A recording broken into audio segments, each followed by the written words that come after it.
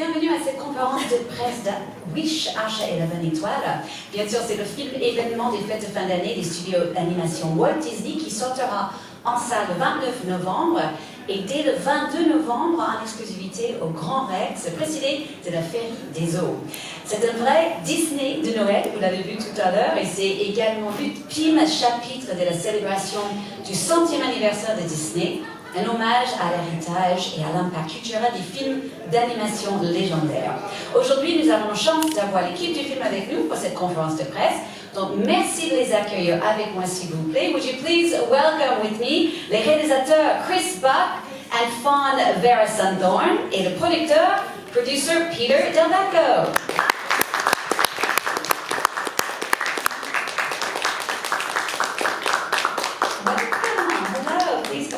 Welcome to all of you. Thank you. So, as I explained to the journalists earlier, we'll do this conversation in English. If they have questions in French, I'll translate them to you, and you can, of course, answer in English, unless you're fluent in French, which you might be. Feel free. But let me just start with kind of a global question for all three of you. How does it feel to be behind Disney's 100th anniversary film? How does that make you feel? Well, I mean, certainly the fact we're working at Disney Animation at this particular moment in time, I don't think gets lost on any of us, and certainly the responsibility we feel. But very quickly, that turned to a feeling of joy working on this film because we're all Disney fans ourselves. So the fact that we're here able to share this film at this particular moment in time is very special. Yeah, and I would say that I grew up with Disney films, right? And Disney films for me bring the sense of wonder, of imagination. It inspired me to draw, and to be here at this moment, I hope to put all those feelings into this film and that the audience feel that. Chris, how about for you? For me, I started at the studio almost 50 years ago, Wow. half of that anniversary. And so, I trained under Walt's 9 Old Men. And so they were really handing my generation the baton. And so I feel it's a great honor and a responsibility. So to keep that tradition alive, not only what they taught us technically, but what they taught us about Walt's sense of storytelling. And what's so great too is when you watch the movie, the visual style is very innovative, but it's also very reminiscent of some of those very early studio films. We were talking earlier with one of the journalists, there's reflections of Snow White, you feel Pinocchio in there. How much did those films specifically inspire you? Ma question c'est sur les influences en fait des autres films Disney auparavant et l'influence qu'ils avaient sur ces films. I guess I can start. And so, knowing that we were doing the 100th anniversary film, we wanted to pay homage to our legacy, but also then embrace the technology that we have today.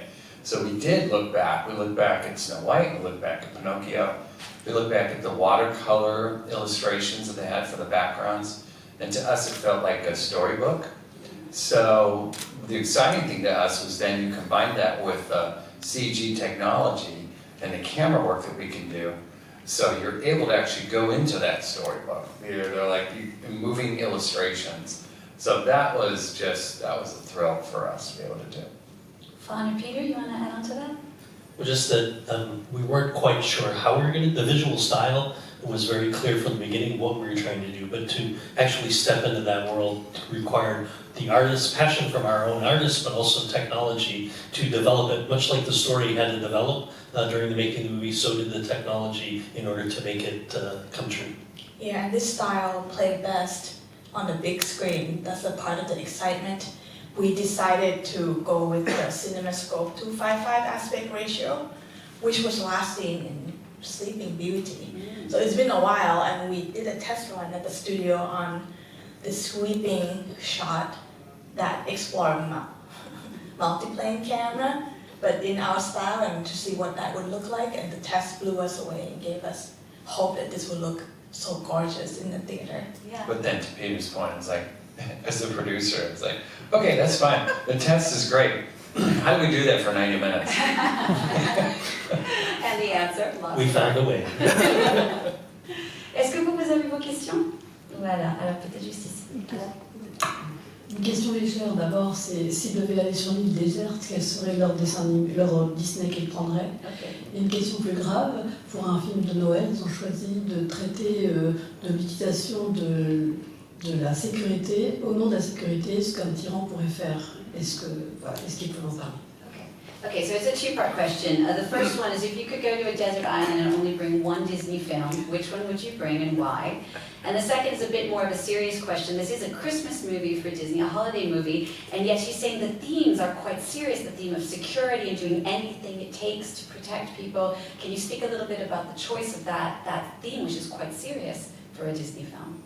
So maybe start with the lighter one first. So the film you would take, Peter. Moana, because maybe she could help get me off the island. Good, vous avez complètement ahead. How about for you? I think I'll bring Frozen. For a little bit of there's a snowman who will help me with anything. There's a lot of magic and wonder. And Chris? I think I would bring Jungle Book because I just love all the songs in it. It just makes me happy. That's a serious question. More serious one. We made this movie, with our protagonist. She's so great. She's a character that she has a wish, but it's a wish for everyone, not just for herself. And she really will stop at nothing to make that wish come true. So we love that. She was inspired also by Walt's story, and that Walt, when he first made Snow White, it was such a hard struggle just to get people to believe, in this full-length animated feature, that anybody would want to see it. So we went back actually to Walt's story for that too, for Asha, the character of Asha. So I don't know, when it comes to this time and everything, I think Walt inspired us. Walt always gave us hope. His movies did, hope and inspiration, and I think that's especially needed right now. Ok, une autre question? Qui a le microphone? Juste ici. Hi. The movie was great, so thanks.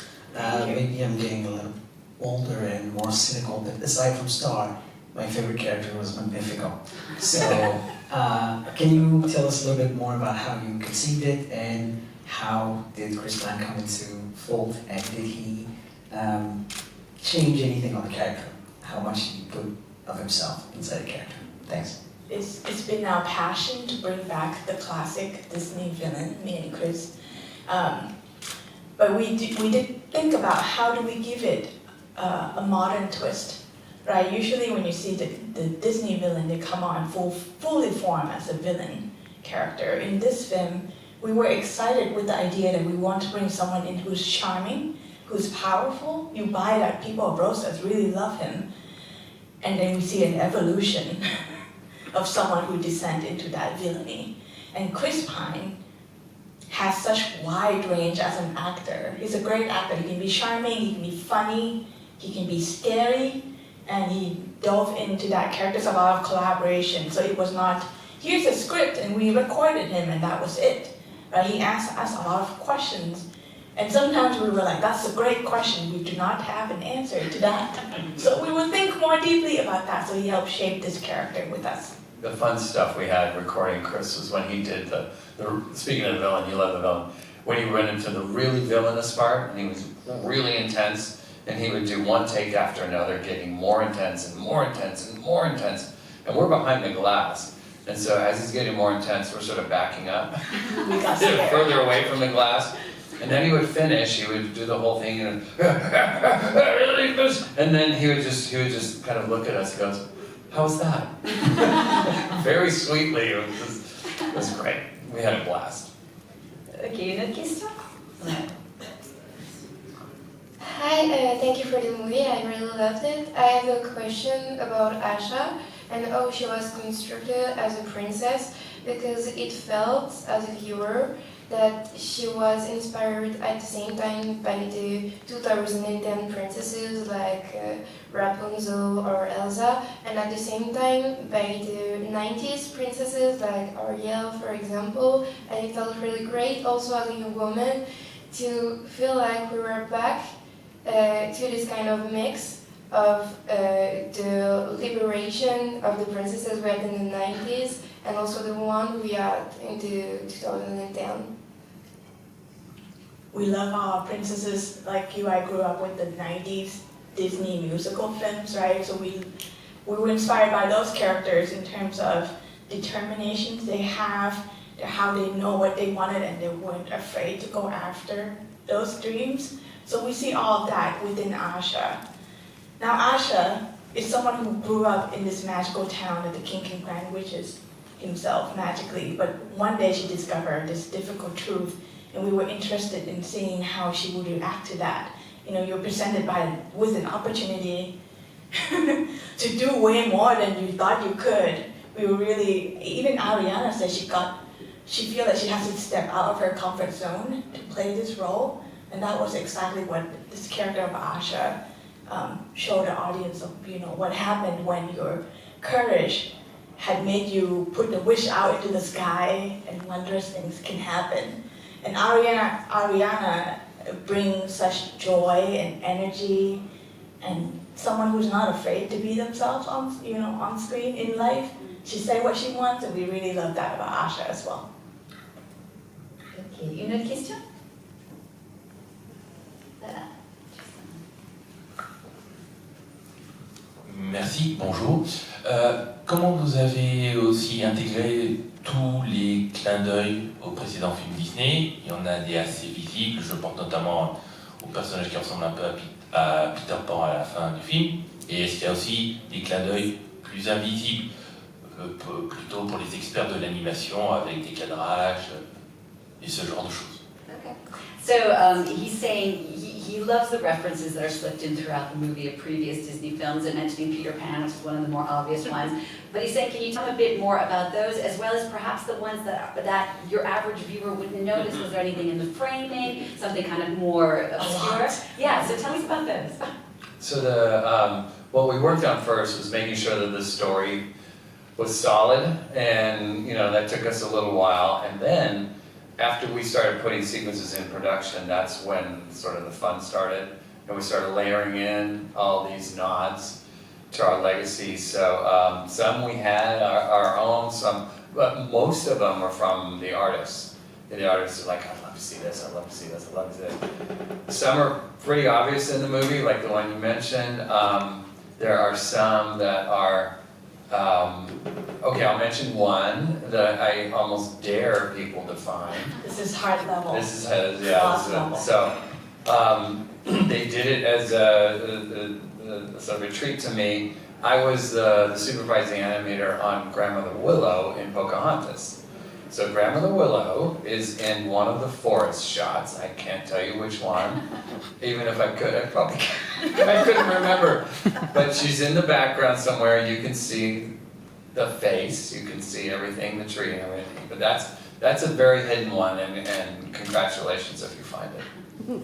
Peter and Fawn, do you have a favorite of the others, one you could mention? There's so many. What I liked is most of it came from an emotional place and part of the story. So everything wanted to be integral to the story we were telling. But then, as Chris said, there's many hidden. One of the obvious ones is the Star character. If you look at the face, you'll see sort of the heart-shaped mask. And if you look at Mickey Mouse, it's very similar. For me, the film started with the logo of Walt Disney Productions, and we had a lot of discussion about what that would look like, and I'm so glad that we picked that was the same logo as what was in Snow White. I thought what a wonderful way to welcome the audience into this film that celebrated, the film that started it all. Une autre question? Bonjour. Est-ce que vous connaissiez les stars les comédiens français qui doublent, comme par exemple Adjani et puis Lambert Wilson? Just a quick question on the French voices. Do you know, are you familiar with Isabelle Adjani, Lambert Wilson, Gérard Darmon, the other actors who are in the French version? Well, we just met them. We just had lunch. We just had lunch. They were just charming and wonderful, and it was great to talk to them. They had a blast doing these characters. I mean, how can you not? Playing Asha and Valentino, and then Magnifico, of course. So And of course, we're really honored that they really took the part seriously and they really represented the character so well, and hopefully we'll get to see some of it tonight. Oui, juste ici.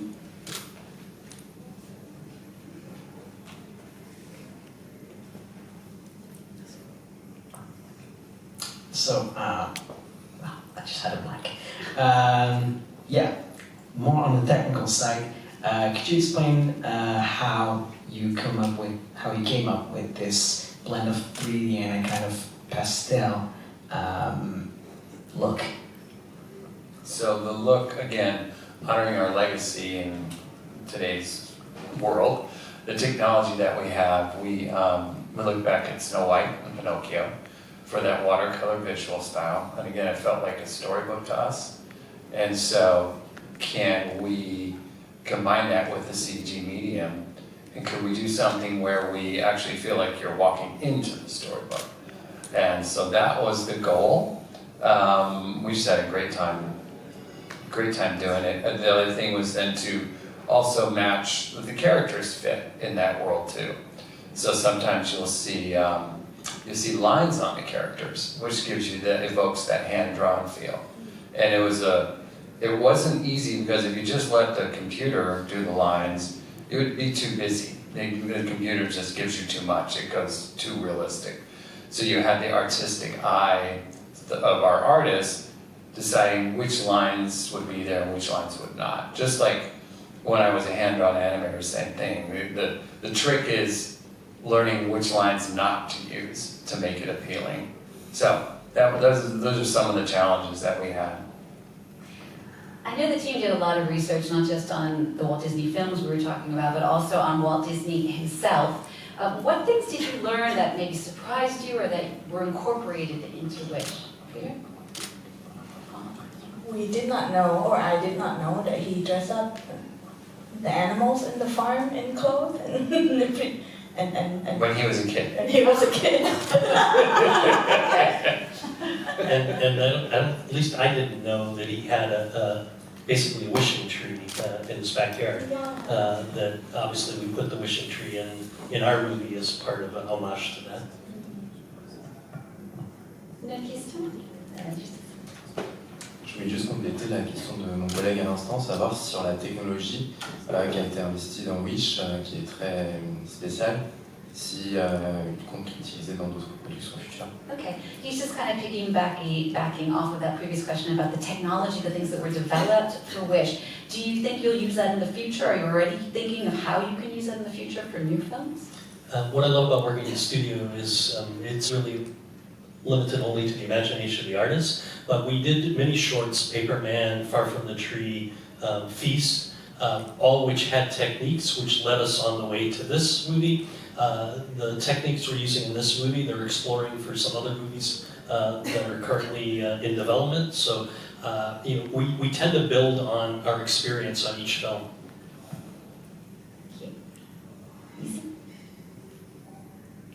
Bonjour, merci pour le film qui était excellent. Je voulais savoir comment vous avez travaillé pour intégrer les chansons et les tableaux dans le film, et aussi comment ça a été de gérer la pression d'un film qui fête quand même les 100 ans de Disney. So thank you for the film, you found it really excellent. He's asking more specifically about the music, the songs, how you worked with them and fitting them into the film, and how did you manage the pressure, we were talking about this earlier, of doing the 100th anniversary film? No pressure. No pressure, okay.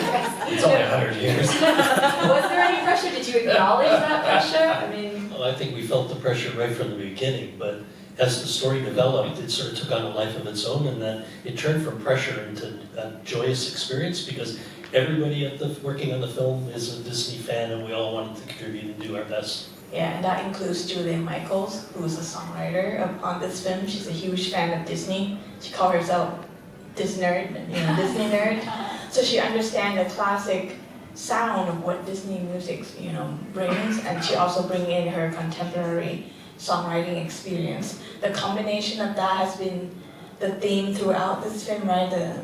The past and the future, and Julia really embodies that with her songs in Wish. Right, because you can really hear that in the music. It is more modern than what perhaps we've seen in other Disney films in the past. Yeah.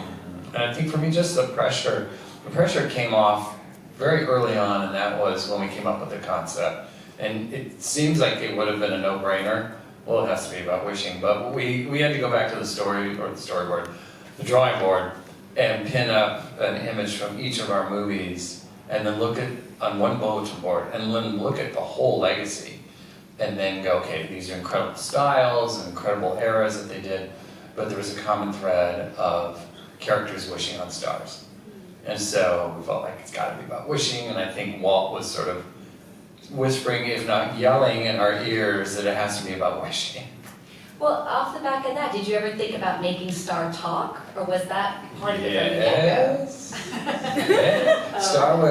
Star went through many iterations. Star came down to Earth, was a shapeshifter, could turn into animals and humans, and had several different voices, and it just became too much. It was like, it just wasn't right for the story.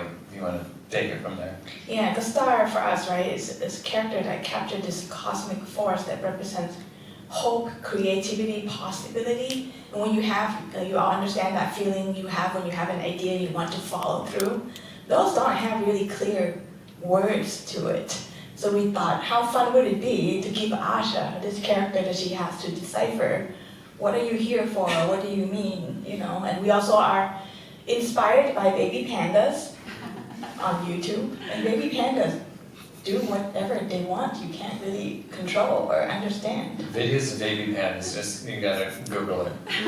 You watch these poor things, and the poor trainers, keepers of it, you know, there's like 3 or 4 baby pandas, and they're all just making a mess. They're all very sweet and adorable, but they're making a mess. That's where we got the inspiration from Star. Okay, I think we just have a few minutes left. Is there one last question?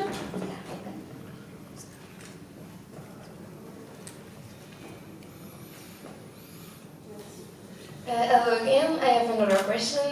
What's the generational questions or message you want to convey with the film? Well, I guess one of the things, it goes back to a theme that we had from the very beginning, and it works for all generations, is that there is no greater power in the universe than someone with a true wish in their heart. Yeah, we want to celebrate that spark inside each and every one of us, right? That give you courage in times of doubt to keep going. And for the kids, that can be inspirational message. And for the adults, that can also speak to, like, if you have the forgotten dreams after you watch Wish, you walk out of the theater and you find this courage to pursue what you have had all along again. Peter? I think they summed it up nicely. All right, great. If there's no more questions, vous avez une dernière question? No? Okay. Oh yes, one more. I'm just keeping an eye.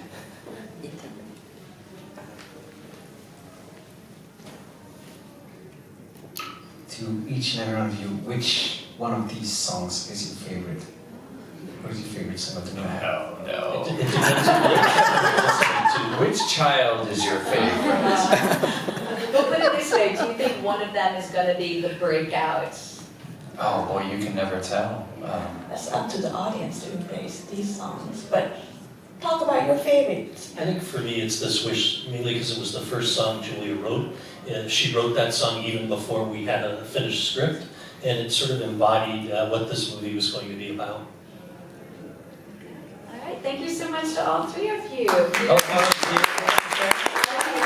Peter gets to say his Oh, favorite? no, sorry. You said it. Oh, I want to say I'm a Star. Oh. Because it just embodies like the Disney magic at its finest for me. I just love it. All right, fine. I'm more villainous, obviously. So I love This Is the Thanks I Get. Okay. Okay, wait, sorry. Great. Thank you so much.